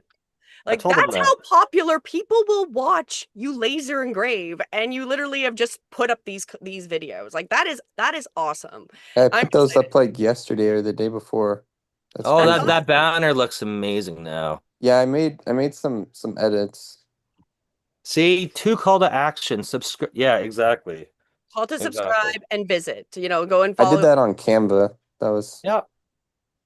And you haven't done the live yet, have you, Jared? no. I plan to do that. I think we're sometime supposed to do today. that today after this class. So. Okay. Okay. No, that's awesome. You know what? See, there's clearly you have definitely more viewers than my type of stuff, because that is definitely what people want to see. Is just let's see you burn stuff. That's crazy Opened a because box I the other just day. posted Sorry. those. Sorry. Oh, sorry. I just posted those like yesterday or the day before it, so it's crazy. My is- kids it's awesome. love stuff like that. Anything that's like ASMR or like cool things like that, or like we've watched a lot of 3D printer videos lately. Oh So like yeah, that those are would be fun. wildly successful. Well, and this is perfect promotion right there, right? Because right off the bat, like right off, you're getting 1,000 views, Hey. over 1,000 of those first few views. People are, and the more you post it, the more they're going to see you. You're building that authority, and then they're going to reach out to you to get the stuff engraved. And you're up to 30. And You just got to add the call to action so you get more subs, because you're getting That the like poker chip one would be a great like wedding favor. exactly right. So you should have that in the like description, because if people are searching for like cool, unique wedding favors, and this is just me thinking out loud because my brain never stops. Yes, actually, Mike and Julianne, if you guys could help me make that note, because I'm doing like a huge bridal show in June, July timeframe. So I'm thinking of ideas to add there. And that was like it was like kind of an idea. I just don't know how to make it like Yeah, because that was the thing attractive we're to going to that start working on this client. week, Jared. Not to cut you up, but we were going to start talking about, making sure we've got the descriptions and the Okay. titles, and start making it a little more fun, a little bit more specific, right? So we'll be going through that as well. But right off the bat, you're starting off really strong, and those are awesome. Because yeah, who doesn't love the fire? I like that this one picked the fire on there, right? That's awesome. Awesome. Oh wow, I didn't even realize one's 2.8K, the other one's 2.5. Well, that's why I said. That's why I had to share it. I'm like, for the fact that he just posted that up, that's awesome. That is one, and that we're just going to keep fine tuning it, because clearly there is a niche. People want to see burning things, and that's going to help promote your business.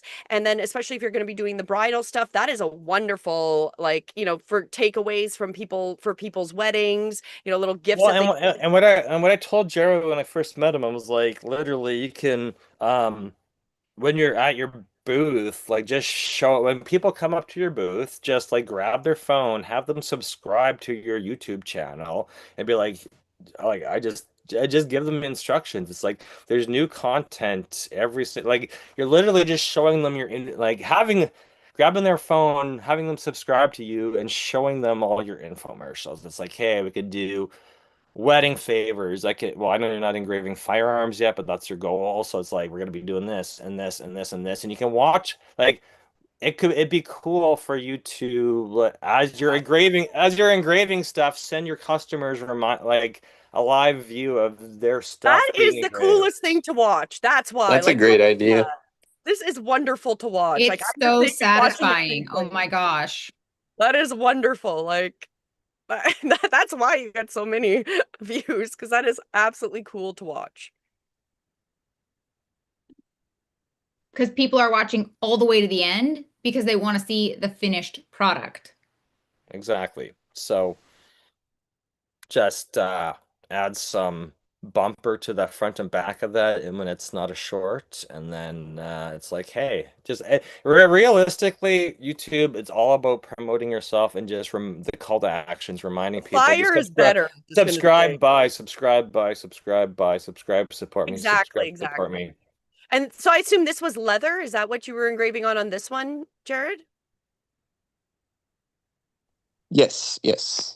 That's really cool. But yeah, so now we just got to get the call to actions and be like, subscribe to fall, start putting those in and adding the live. So that's really cool. I could obviously I'm just sitting here adding to your watch. I told him it's like one of our new students, David, will eventually convince Morris to live stream furniture reupholstery, because I would watch that all day long.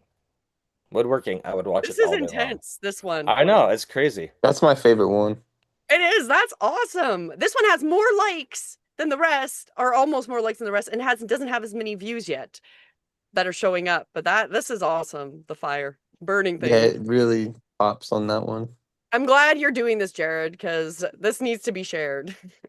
Yeah, I mean, there was like no rhyme or reason. I just like threw up 5 videos that I had like ready.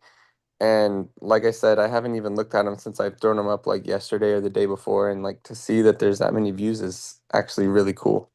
Oh, that's awesome. That's cool. See, Sarah's just coming up with ideas for us. See, this is why it's great for this YouTube University. Like, work together with idea creation, because I'm just like, I know what the YouTube's supposed to look like, and I see what a lot of people shouldn't be doing on their YouTube channels and doing their YouTube channels on what you should be doing. But then having a community where they're just like ideas all the time. This is exactly why we built this, was because you know, there's people in this community that do cool stuff, and it just needs to be documented and shared, so we are organically supporting each other, but then broadcasting this message out. And this is why we're live streaming it as well, is that you can see the cool stuff Jared in Texas can engrave for you.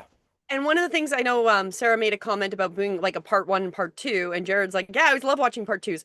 The trick, and this is the most annoying thing, is when you can't find the part 2. So there's actually tricks that you can do on YouTube with those shorts to link the part 2 to the part 1. So we'll need to make sure that we show you how to do that in the back end. So if they're watching your shorts, so for example, I'll just go back to sharing. Oh, did I accidentally close my screen? There it is. My thought with Jared's was like, if he's doing the design work too and saying like, do you like this version or this version before I put it in the machine? I'm assuming it's a machine. Tell me in the comments this or this, like A or B, to get them to comment engagement, and then say, watch for part 2 to see which one I do. And then part 2 gives them this like satisfaction of closing the loop. I watch all these hair tutorials. I watch this one woman who does extensions, and these videos are all so long. And man, I sit there and watch the whole 3 minutes and give her all, this is like, because I want to see the final transformation. And every single one of them, the first video is like the client consultation, and the second video is the makeover, essentially. But every single one of them is the part 2, and like the first one is like the suspense building and what's it going to be and what are they going to decide, and is the hair so damaged they can't put the extensions in, and then second one, and like it's addicting, right? And you want to see it. So one of the things I want to show you here on mine, because I always link it back, so this would be a clip from one of my longs, and then you'll see here it's created from, and then you click on that and it'll bring you right to the longer one. So you can also do that with a short. So if you are going to do a multi-piece shorts, you can then it would be created from, and you could have it here, and then the user could easily click on it here, and it would bring them to like the next part of it. So there's a lot of ways you can do that, and that is a great strategy to add that as well, especially, oops, I'm going to get out of here now. I don't want to share anymore. I can't stop sharing. There's my stop share.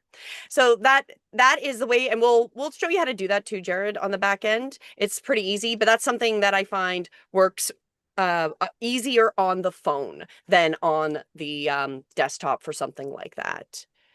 Awesome. And I think have we gotten everybody's questions? I had just dropped one more question about like, since it looks like I might do the 8-week closer to like the next cohort, is there anything that you guys have that is like a 10-minute, we just visually look at your channel and give you like the top 3 things you should change right now before like I can knowing that I can do a screenshot and do that for you. I do that for a lot of people, then they get offended because they're like, hey, I paid somebody to design this for me, and this is opposite. Oh no, this I'm is all like, designed by me. I won't be offended. I no, have no, very no. thick I skin. just get so I do audits. I do like screenshot audits for people all the time, and then that Yeah. I'm just like, if you're okay, if you're open to it. I know a lot of people, their YouTube's been built by a VA that does not have a monetized YouTube account, and that's why they're currently sitting where they are, is because somebody else built it. And I'm like, No, let's back mine it is up. I built it when I started my podcast because I was going to be pushing all the podcast episodes onto YouTube. And then some of the podcast episodes were so like technical that I ended up doing like a screen share component of it. So a lot of the videos that are on there, and some of them, like I have the vidIQ shows me that some of them are like 33 times higher, whatever, but they're all relatively low because I really haven't gone all in on creating YouTube first content. Everything I've created so far has been podcast first content posted to YouTube.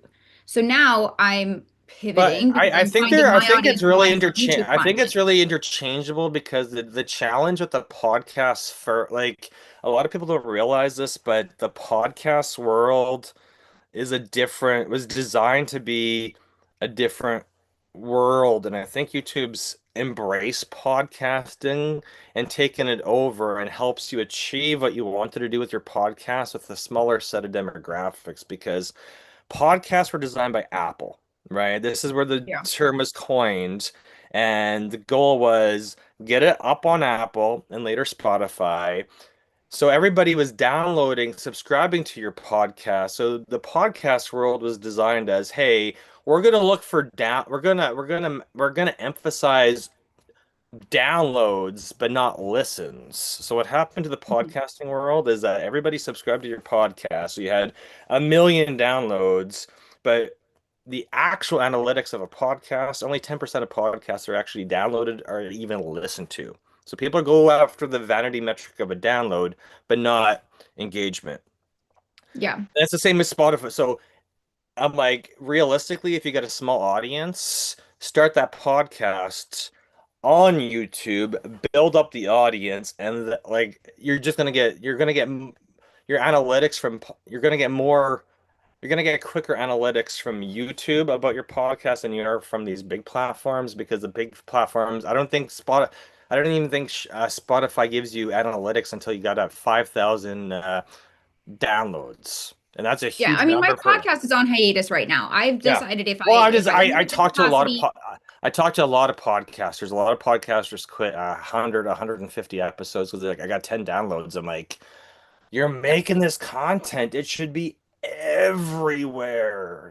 yeah, Well, nobody told me I that. I'm like, I know, but this is the people who play small. They put it in one corner. The people who want to play but big, I it's don't gonna be regret everywhere. having done it because it got me to start this channel, which, I'm looking at my stats now and like I have not posted almost anything recently. And I still, in the last 28 days, I increased by 17 subscribers Mhm. and I have 13.4 watch hours. And my views are like 700, which for someone who has posted 0 new content in the last 28 days, that's 700 views on old content. Exactly. That's great. I'm thrilled with that. And like a lot of this content is old. I have 249 subscribers. So I mean, it's not nothing. So I'm not starting from 0, which makes the prospect of coming in and starting content feel easier because I'm like, okay, there's 249 people who want to hear from me. And I'm not I'm not reinventing the wheel, but I'm just repositioning the wheel to go in a new angle where now everything is not podcast first, it's YouTube first. And that's why so right now the channel is named the name of my podcast. So I'm thinking, I've always had this like stigma around my name because it's so like generic. But the reality is everyone just calls me Sarah Baker, like it's one word. So I'm thinking, do I even rebrand the channel to just be like Sarah Baker, AI and automation, so that it's more recognizable? Because no one is going to come to YouTube and search for Tech Savvy 101, which is what it's currently called. So that's kind of the like thought process I'm having is like, do I rebrand the channel? Do I, edit the description, like big things like that right now, knowing that 8 weeks from now in the summer I'll do the 8-week course and I'm sure dive deeper into some of the more nuanced stuff. Well, my personal opinion on the titles and names is not necessarily that important as long as you're going to commit to it and stay with it, because like there's some of them like Mr. Beast, like that Yeah. kind of name is so generic, really, right? Like what kind of content? Well, everybody knows what kind of content because you've watched him, right? But then there's like somebody else that I follow and her name's it's only JS, but her name's not JS. So I think she was like trying to play like a kind of a humorous point on like only Jesus, but like Jesus, JS, but she does all this different content. And so it's the name not necessarily as important as long as you stick with one, so you're not confusing your audience. But so then, like with my Substack is real AI for real people. So should I just sync the two and be I would Substack streamline them. I am. That's what Yeah. I've been doing as well, is making sure that I have the same image for all of my social media. So I've got the same image on it and the same name, because I did have to go in my Substack was under just my name. It was like Julianne with some numbers. So now it's Breathe Within Yoga, so it matches all the rest of my other content. So you do want to have that because that's going to be the consistency across the platforms. So whatever you choose, stick to that, because that's going to make it easier. Because also when you're playing with the algorithms, right, and you want to start showing up on Google, you need them all to match, right? So then that will be easier to be found. I don't know if it really matters what you call it, as long as it's a business that you're going to identify that's your business name, right? Or I don't know. Well, do you have and realistically, that it can be until the consistency on your posting increases to weekly, like you're not going to show up in the YouTube algorithm search. Other than Jared, who posts 5 shorts and he's got thousands of views on those shorts. We got to really make sure we're taking advantage of the push, because obviously his stuff's being watched in the For You Shorts feed on YouTube. So we needed to get some long form stuff on there. YouTube's probably really liking your content, Jared. Exactly. But Love to hear it. consistency on, because at the end of the day, I know everybody hates the at the end of the day statement. We want multiple channels or multiple signals on the internet to be building your SEO search results on Google, right? So my main brand across everything is Don't Get Hacked, whether it's .ca or .com or .ae or .app or whatever. That shows up a lot. And then the second brand I've been building is just I Am YouTube Famous, right? So if you see my stuff, it's my name, Mike Duffy, but it's Don't Get Hacked and I Am YouTube Famous. Whatever content is going to be there under those channels is whatever content's going to be there. But if you search for it on YouTube, if you search for it on Google, the website's there, YouTube, and then just all these other signals coming in. Because if I'm on LinkedIn, everything's tagged the same way. If I'm on TikTok, like everything's just, the brand just shows up, your name just starts showing up. The more consistent you are, and that's why we're such a proponent for weekly stuff on one update a week on YouTube, because YouTube will just, as yourself, Sarah, you went silent a little bit, but you see your subs still building up on YouTube. That's the whole point, right? Well, It's always actually, they're building up because I have some unlisted videos. So Oh, there you clearly, go. the There you go. unlisted videos is working. And this is what that I'm I'm literally sending people doing. direct links to.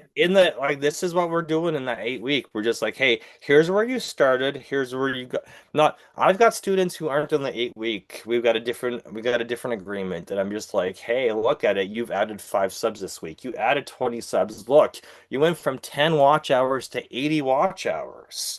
And I'm like, just keep doing what you're doing and then increasing the frequency. If you're doing we've got one organization, they're like, well, we do quarterly summits. And I'm like, do them monthly. Well, that's a lot of work. I'm like, it is, but you guys pump out a lot of video content when you're doing it quarterly. So if you can arrange your business workflow to do these things monthly, and you're doing a summit over 2 days, you're gonna have a shit ton of video content, and every single month people are going to be expecting stuff from you, which means you have a larger audience in order to get your sponsorship sold, to get more speakers on your stage, to give more people opportunities to speak. So what we're doing is we're building your brand and allocating time from something you used to be doing that wasn't making you wasn't bringing you an audience and wasn't bringing you revenue, to now bringing you revenue and an audience. But it's consistency, and it's just building on what's working and getting rid of the distractions that aren't working. Anyway, we've almost gone 2 hours, so yay. I guess we'll round this up. Does anybody have any other questions before we head off for this Saturday? I don't know the chat. I didn't look at the chat recently. I don't think there's any. It's just Lucretia and Sarah talking. Okay. Yeah. Okay, we'll wrap it up because I think I gotta go help Jared with a live on his new MacBook. So anyway, Good to get that going. Same time, same place. So if you're interested in the 8-week sprint, it's revolving. We're welcoming people in, even if they didn't start week 1. If you're gonna wait till June, July, it's pretty much a 2-month sprint, and we're gonna meet at least twice a week where we're building out your workflow and making and just fix. But also, if you want an audit on your YouTube channel, send me a DM. I'll take a quick screenshot of what I see on mobile and tell you it's either great or you got to clean it up a little bit. You know, it's just a matter of easy tips for me. And then if you appreciate that, then we're welcome to have you ask more questions. But YouTube University. Our focus for these 8 weeks is to hold you accountable, help you get this. Like, we are here to be like, we're pretty much coaching you through these 8 weeks to make sure you're consistent and you're putting your content out there. And then once you've got this as part of your routine, it'll just continue. And I did want to make one last comment about, because Mike had made way at the beginning about holidays, right? So I want to put this out there.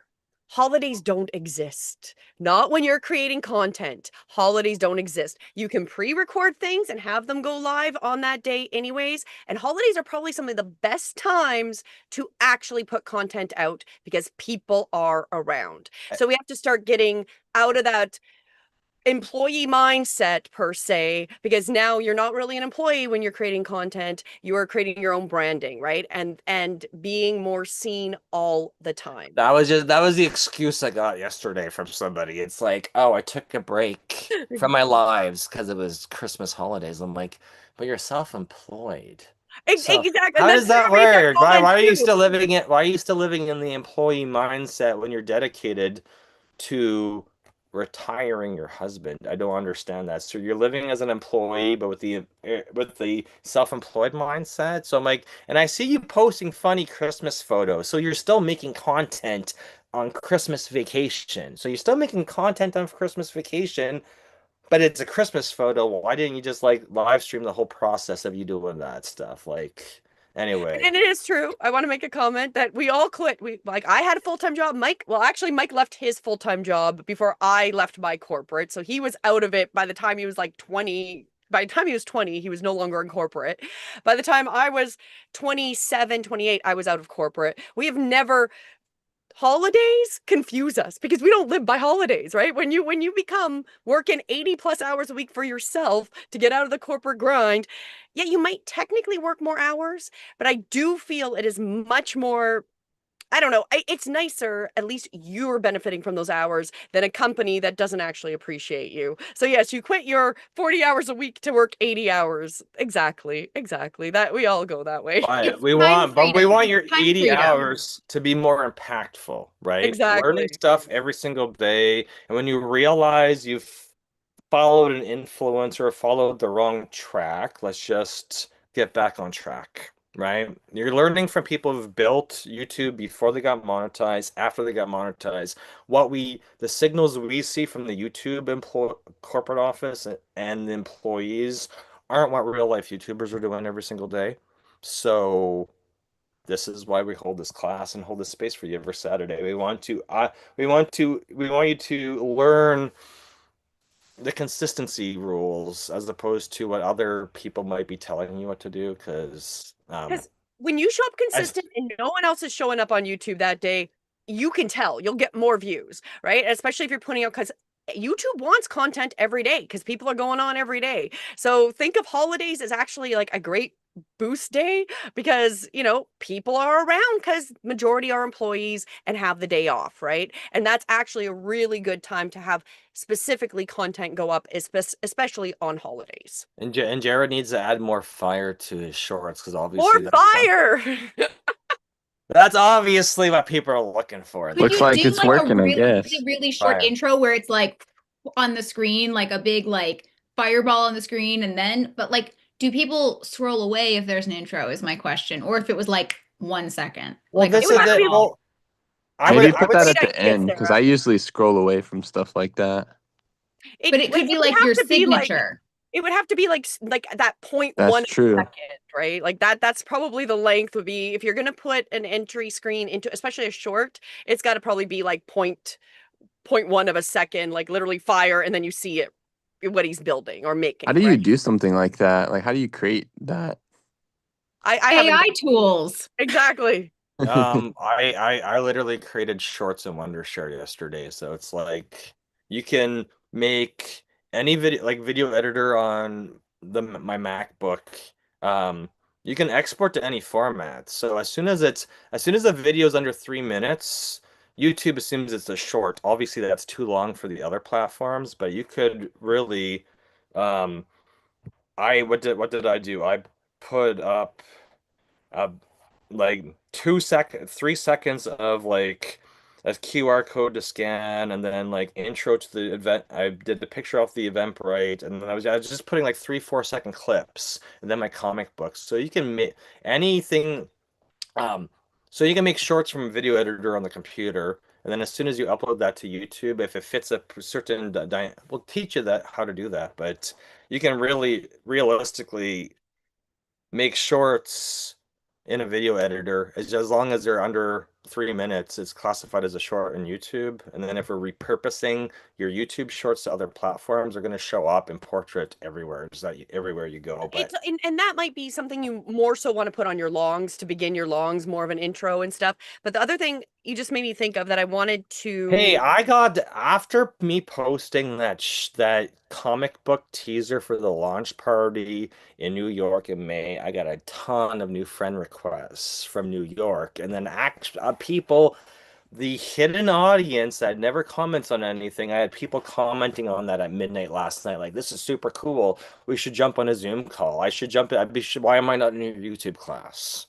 And the Exactly. video wasn't about YouTube. It was literally that I'm like, I wanted to put when I went to make the Eventbrite invite, it said, "Hey, you could add videos of up to 1 minute in portrait to the Eventbrite thing." And I'm like, I'm going to be in the video editor for like 3 hours trying to figure out how to make something that's eye-catchy Yeah, or that I like, and I'm going to post that, right? And that was what I wanted to point out is that once you've got that video content, and it was Eventbrite wanted video content for the events, right? So you're going to have other things, like even my mother-in-law, so Grandma Duffy, my husband's mom, she's at the crafting. She's going to be taking our daughter to these crafting fairs so she can sell the things she's making. And they're now even looking for more digital content. So they're asking for pictures and stuff for the content to help promote even That these just craft fairs. reminds me now. I have to go add my little 1 minute short I made as a commercial. I can go add it to Google My Business. Exactly. Because once you've got it, you can have it on YouTube, and then you can post it for your events. You can post it to your Google listings. You can post it everywhere.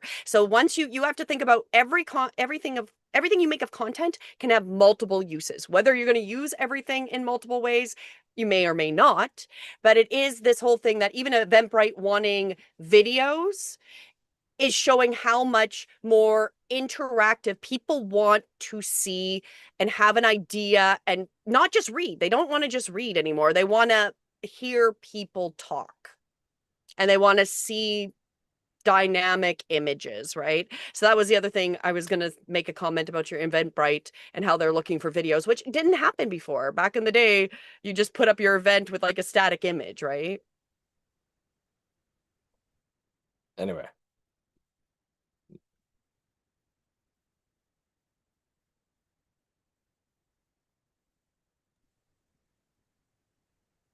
I think we're good. I think I think we're there's good. I'm just like, I need to go eat something. I've had 2 cups of coffee, so I'm just like, all right. Anyway, um, yeah, I know. I was gonna save the chat because I turned off my AI thing the other day. Yes, So go take all your inspiration and your notes, Sarah. Good idea. I know. And well, thanks. it's an awesome call because you showed up, Sarah. It's nice when people are interacting in the Saturday call because that's why it's here. And you can listen to me talk for an hour, but it's nice to have two-way communication with the students and to know what is working for you this week in YouTube and what you may have fallen behind on and what your action plans are for the next couple months. Because realistically, we're all running businesses. We all want more audience. How do we get more audience? We need to promote ourselves. How do we promote ourselves? I think it's way easier to just go live and make video than it is to worry about social media posts that nobody's going to see or they're going to scroll right past. Your current audience wants to hear from you. They want to hear what you're working on and what you can help them fix and get past, and that's why we're going live. And Anyway. they want to see things. People want to see things. Obviously, video is like it would not surprise me, and I do believe that this is probably, if you are going to go for a job in the future, if they even exist, it's going to be video resumes. I do believe that's how it's going to be. It's going to be you will or at least instead of a cover letter, it'll be a cover video where you're okay. But can we talk about that real fast? Because I think both of you probably saw my post from the absolute nightmare I have been living the last few days. And I know this call is going real long, but like, so I don't care. It's content. I can repurpose this. Okay, so I posted on Threads one line. What was it? Tuesday, Wednesday? I don't even know what day it is. Wednesday night. Looking for recommendations for video editors. And you know what? Shame on me. I should know. Mike posted, he was like, Sarah, you know better. You should only get recommendations from friends. This reiterated that entire sentiment. I woke up the next morning. That made me feel like when I was in Dubai, say I was looking for an employee and you have a city of 12 million people reach out for a job, Sarah. It was the last few days have been, I have truly never felt so shocked and stalked is the best way. I commented on that post. It is wild. My mom even called and was like, I don't quite understand what you're posting about, but like, are you okay? It wouldn't surprise me if someone rang my doorbell today, being like, I heard you're looking for a video editor. Like, it has been truly that insane. And the wild part is I had over 80 comments and over 5,000 views on that one line thread post by the next morning within like 8 hours. I had over 45 WhatsApp messages when I woke up the next morning because my WhatsApp was connected to my Instagram, which is connected to Threads. Every single one of them. And the wildest part is most of them, like you guys were talking about creating like a video resume. I would have watched a video resume. Most of them are just dropping me like raw Google Drive links saying, here's my portfolio. Never in a million years am I going to click on a Google Drive link in a WhatsApp message.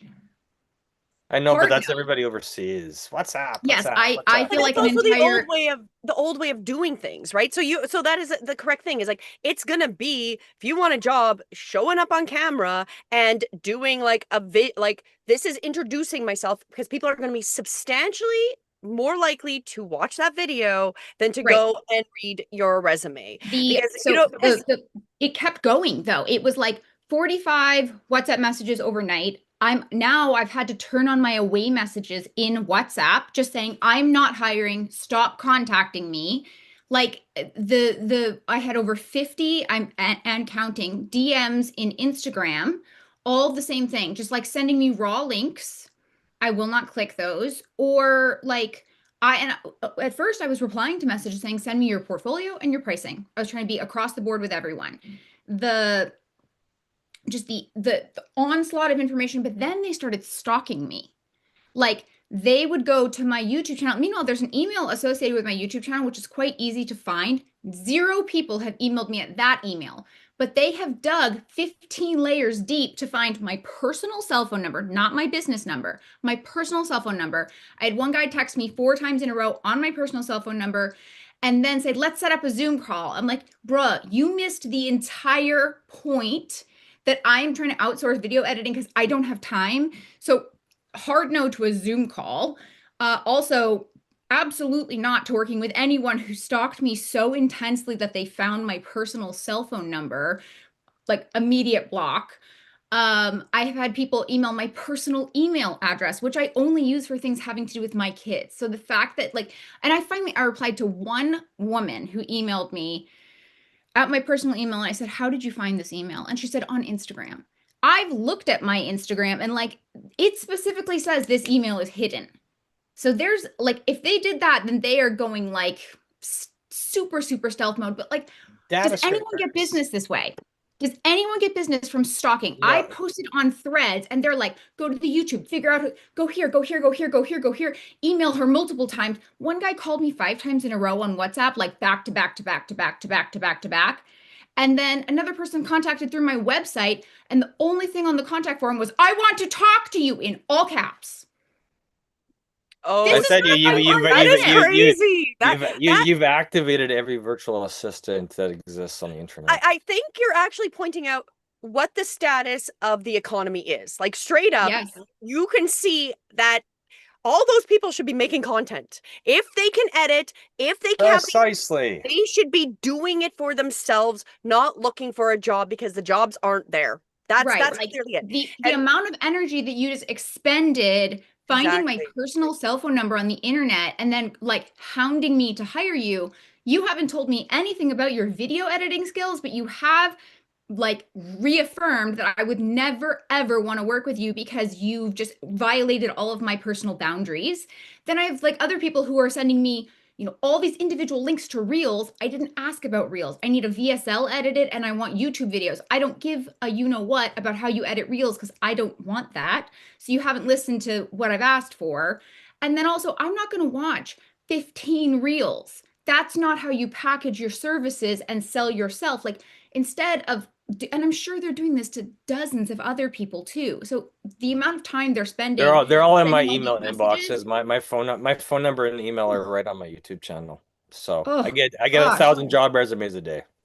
I'm like, but at least like you said, package it up into a here like a almost like a VSL for your video editing services. Here's a video that shows you all the things I offer. Here's one professional link, and it could be made on something like Lovable, but I will not open a Google Drive. Like I will not open that link. So it has been very, very if I'm making a eye-opening. custom proposal for you, it's a hidden page on my website, and I'm like, here, it's a beautiful looking pitch deck of Yeah. what I would recommend, and you can take it or leave it. But And I I'm mean, not going to maybe hound you. my standards are a little bit higher because I'm aware of what all these AI tools can do and how easy it is to put together a custom pitch deck or a video You or also whatever. but you But, like, also if you understand guys how say to you're in video editing, then you need to prove it to me and provide me something that's I didn't watch a single video. I spent the majority of my time blocking people and, you know, I had to unattach or like disconnect my WhatsApp from my Facebook and my Instagram to try to like stop the onslaught. Like that's how bad it was.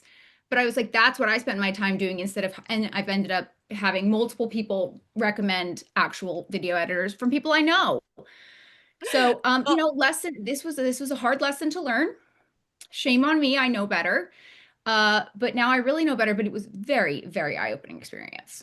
Well, I just think you're really just hitting the nail with the hammer of like where we're sitting worldwide economy, right?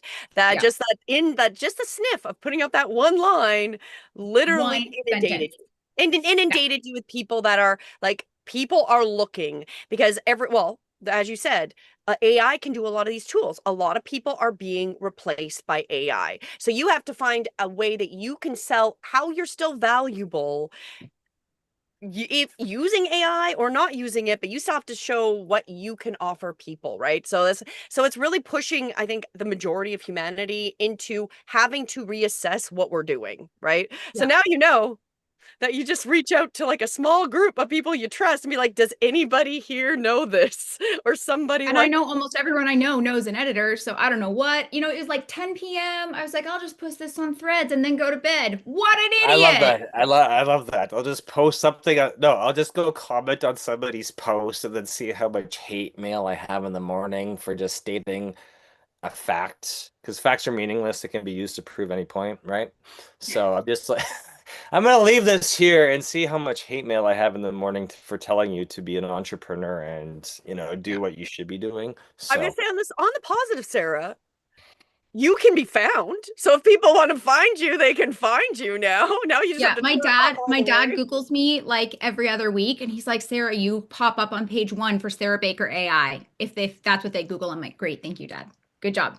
now we just need a lot of YouTube content. So we'll look forward to helping you out when you're ready to start that journey. Yes, I am committing. I put it in the chat. I'm committing to the summer sprint, but I'm also proud of myself for knowing that if I signed up now, I would not follow through and I would feel And overwhelmed. this is and what I I'm would not telling get the best everybody result. when they sign up. I'm like, I want a good, after 8 weeks, I want an outstanding video testimonial for you. So Yeah. we're going to expose the workflow because it doesn't matter if it's a YouTube client or one of my normal clients.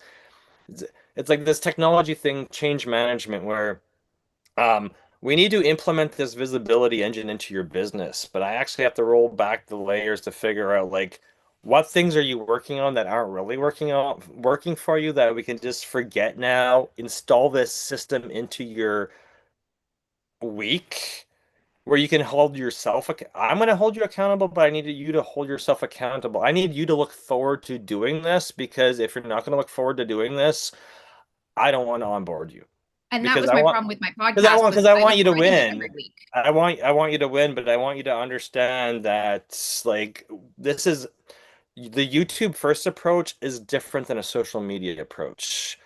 And once you understand how YouTube works and how it's like this encyclopedia of all of what you can do, like it's a completely different approach than posting on these other platforms because this stuff's gonna rank and people are gonna find you. And when they see your videos, it's that instant know, like, and trust because you're like it's a different approach. And I want to make sure after the 8 weeks you're winning and it's attainable and you can do it. Even if you're like, stuff's gonna happen.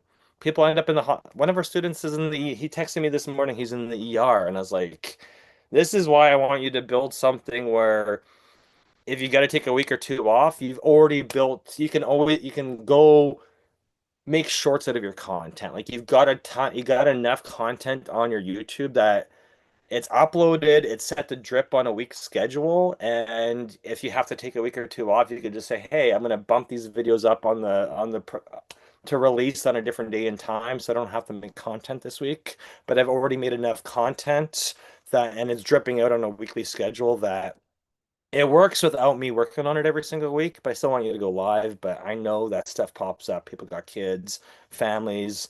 There is vacation time. There's all this stuff, Well, and you are human. You are not an you're actual human. guy. You are You know, human. Right? But on that, now we've gone wrap over up. 2 hours, so I Oh, think I we can know. wrap I this know. up. Anyway, thank you all for showing up. Same time, same place next Saturday, 9 a.m. Eastern.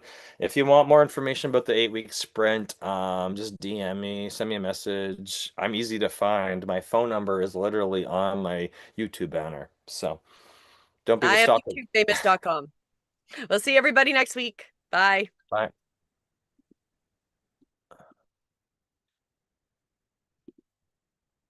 Oh, I think my recording turned off.